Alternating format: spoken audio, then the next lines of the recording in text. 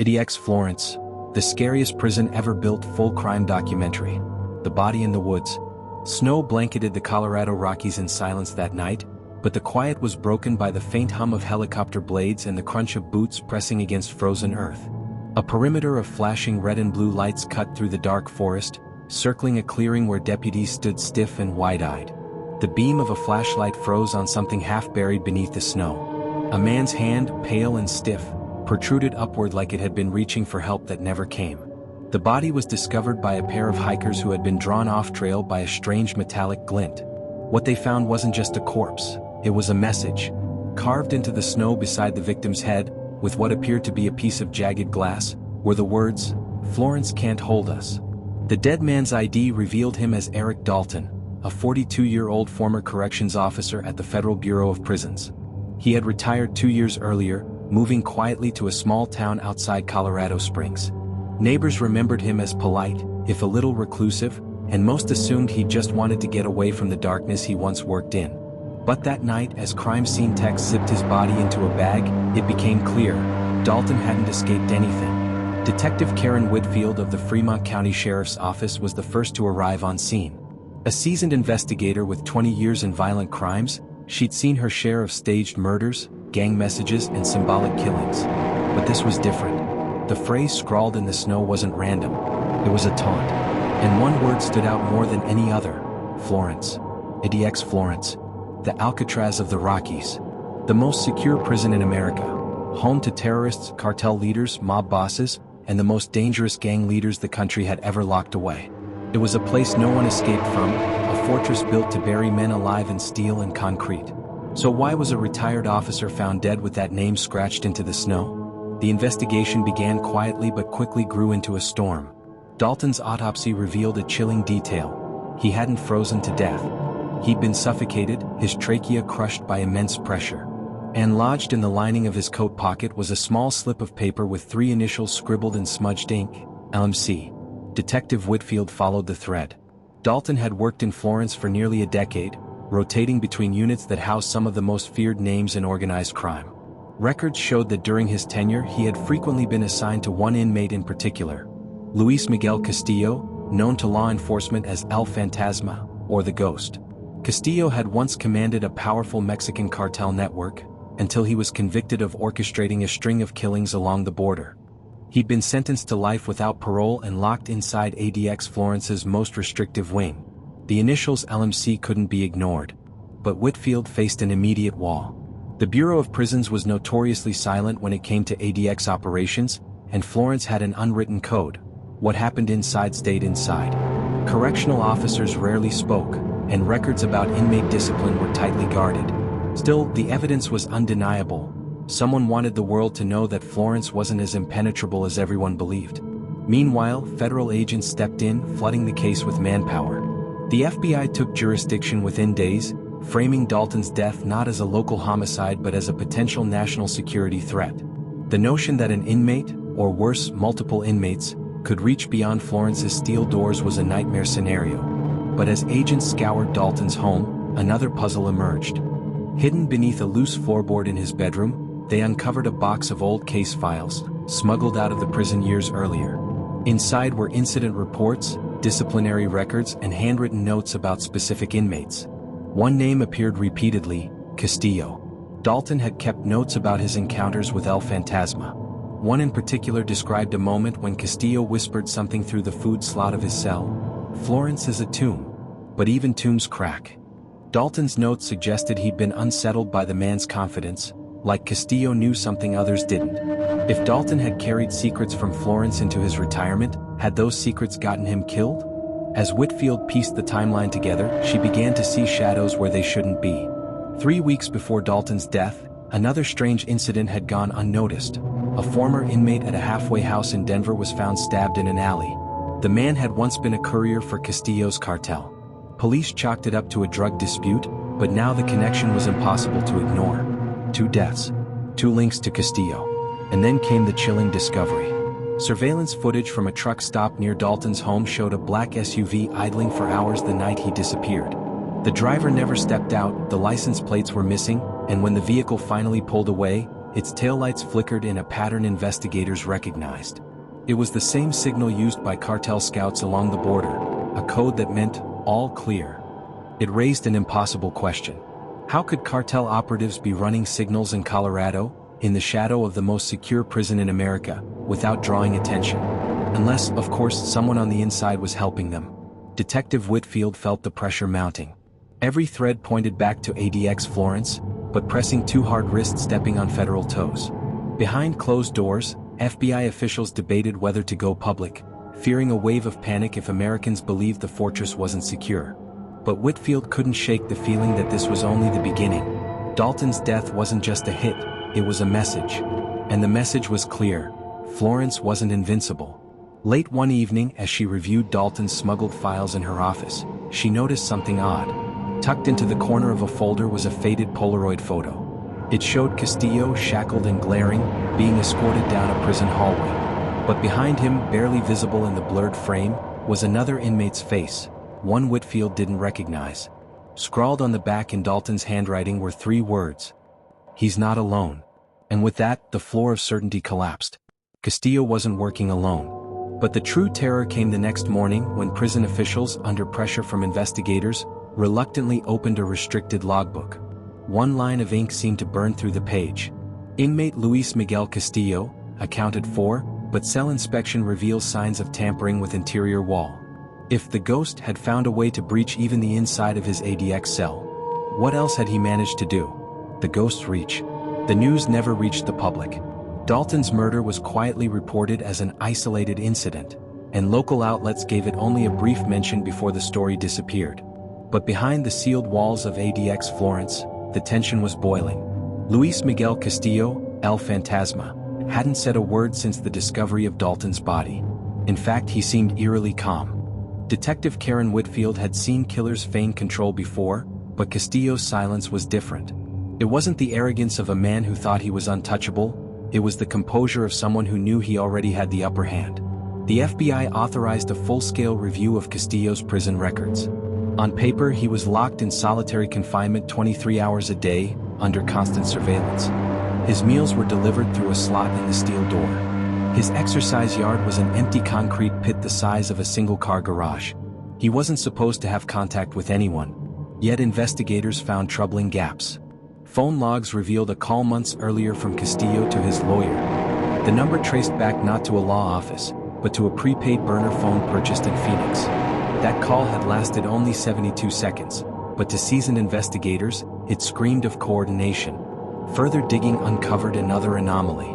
A food services worker had been dismissed 6 months earlier for security violations, but no details were ever released. Internal memos, however, hinted that contraband had slipped into Castillo's unit, possibly communications, possibly tools. The walls of Florence were supposed to be impenetrable, yet cracks were showing. And every crack looked like Castillo's fingerprints. Whitfield began connecting dots that others preferred to ignore. Dalton's notes, the Denver stabbing, the SUV near Dalton's home, all pointed to a network operating outside the prison but tethered to Castillo on the inside. But then came the most chilling discovery yet. Forensic analysts re-examined Dalton's body and belongings. The paper slip with the initials LMC was one thing. But hidden in the lining of his wallet, nearly invisible until tested under UV light, was a series of numbers written in microscopic ink. At first glance they looked random.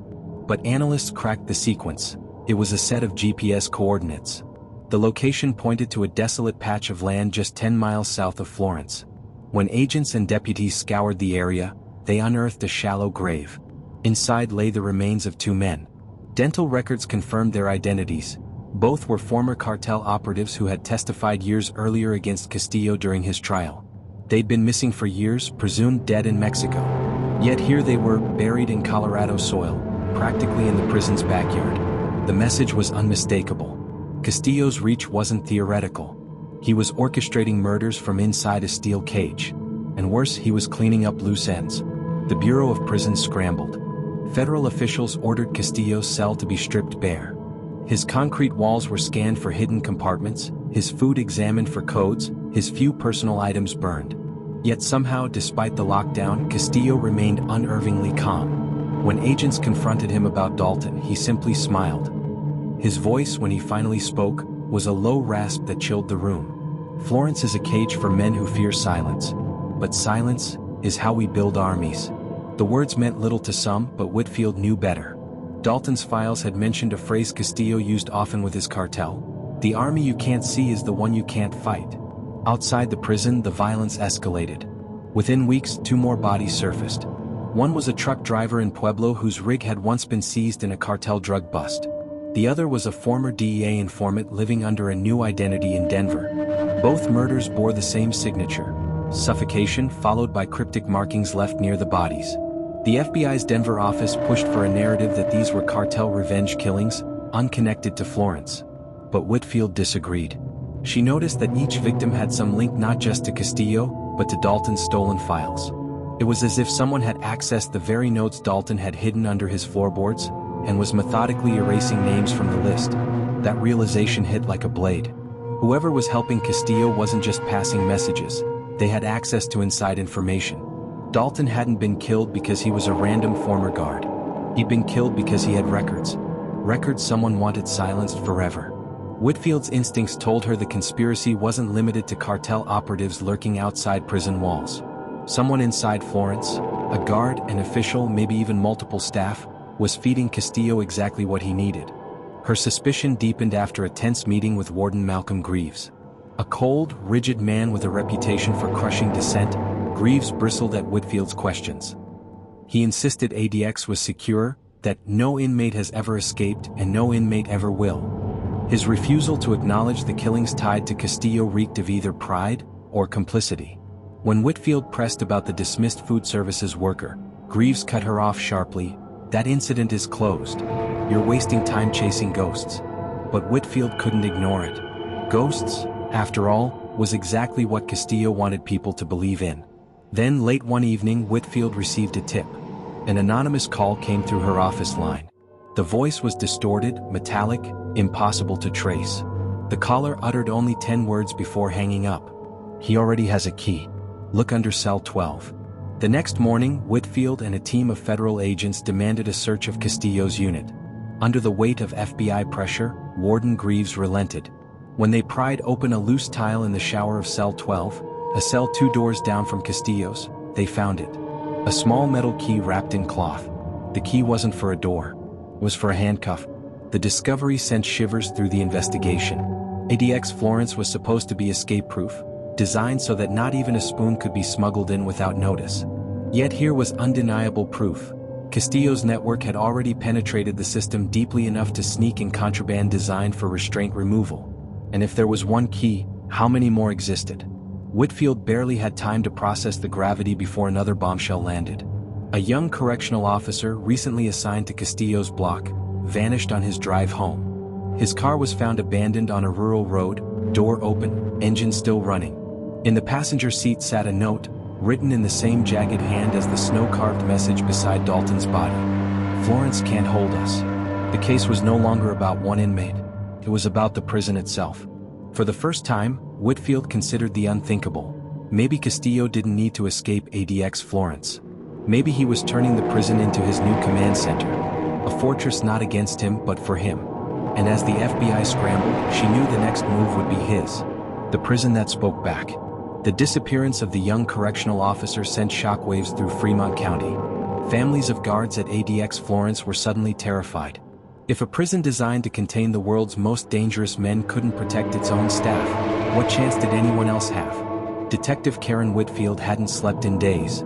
Every detail pointed to a truth she dreaded. Castillo didn't need to break out. He was already breaking the world in. Each murder, each vanishing, each cryptic note was a stitch in a larger design, a message written in blood and silence. The FBI formed a joint task force, surrounding Florence with checkpoints, surveilling known cartel affiliates, and vetting every staff member who had access to Castillo. But the fortress began to feel less like a place of security and more like a stage, and Castillo was the man writing the script. The breakthrough came not from Washington, not from the Bureau of Prisons, but from a janitor. While cleaning an office near the administrative wing, he stumbled on a crumpled sheet of paper tossed behind a desk. The page was a photocopy of Dalton's smuggled files, the very same ones found under his floorboards. Somehow, copies had circulated into the hands of staff inside Florence. Handwriting experts confirmed the scribbled notes in the margin belonged to none other than Warden Malcolm Greaves. Whitfield's suspicion of the warden was no longer paranoia. It was proof. But before she could move, the situation erupted. On a frigid January morning, Florence went into emergency lockdown. Alarms blared through the prison. Dozens of cells were suddenly banging in rhythm, a coordinated pounding that shook the concrete corridors. Inmate voices rose in unison, chanting a phrase that guards couldn't comprehend. When tactical units stormed the cell block, they found the message scratched into the walls of Castillo's wing. "We are already free." Whitfield rushed to the command center, where panic filled the air. Screens flickered with live surveillance feeds of inmates rioting inside their solitary cages, not breaking out but demonstrating control. Someone had synchronized them. Someone had given them instructions. And every chant echoed Castillo's words. Then came the gut punch. The missing correctional officer's body was discovered in the trunk of an abandoned car outside Pueblo. Cause of death: suffocation. In his hand was a torn scrap of uniform fabric. Forensic analysis showed fibers matched those from Warden Greaves' tailored jacket. Federal agents descended on Greaves' office. He was pale, sweating but still defiant. Under questioning, the story cracked wide open. Years earlier, Greaves had fallen into debt, gambling, offshore accounts, favors owed. Castillo's cartel had found out. They didn't threaten him with death. They offered him something else: power. In exchange for money and influence, Greaves became their man on the inside. He ensured contraband slipped into Florence, that certain inmates received accidental leniency, that surveillance blind spots remained unpatched. Dalton's notes, smuggled and hidden, had risked exposing it all. That was why Dalton had to die. Greaves hadn't just betrayed the prison. He had re-engineered it, turned ADX Florence from a cage into a cartel command post. But the final blow came when Whitfield demanded access to Castillo's cell. With tactical gear and cameras rolling, agents opened the heavy steel door. Castillo sat cross-legged on the floor, staring calmly into the lens as if he had been expecting them. The walls around him told the story. Tiny etchings covered the concrete, maps, coded symbols, phrases in Spanish and English. Each etching corresponded to hits outside the prison, movements of money, and names of witnesses. It wasn't graffiti. It was a ledger. Florence hadn't been containing Castillo. It had been broadcasting him. Every note passed, every guard compromised, every dead man in Colorado was part of his orchestration. Whitfield whispered under her breath, "He's been running the cartel from solitary." Castillo lifted his eyes and said, with chilling calm, "You can lock the body, but never the will." The FBI had their evidence. Greaves was arrested, dragged out of his office in cuffs. Federal prosecutors prepared to charge him not just with corruption, but with conspiracy and multiple homicides. But even as the system tried to cut the cancer out, one truth haunted Whitfield. Removing Greaves wouldn't remove Castillo. For every compromised official caught, there were likely two more waiting to step in. And the murders stopped as suddenly as they had begun. No more suffocated bodies, no more cryptic notes. To the public, it looked like the nightmare was over. But Whitfield knew better. Silence wasn't victory. Silence was Castillo's weapon. Weeks later, Whitfield received a package at her office. No return address. Inside was a single Polaroid. It showed the interior of a prison cell, but not Castillo's. This one belonged to another inmate, faceless, shackled, anonymous. On the back, in the same jagged script as the snow-carved message at Dalton's crime scene, were 5 words. "The ghost is never alone." Florence remained locked down, officials swearing it was secure.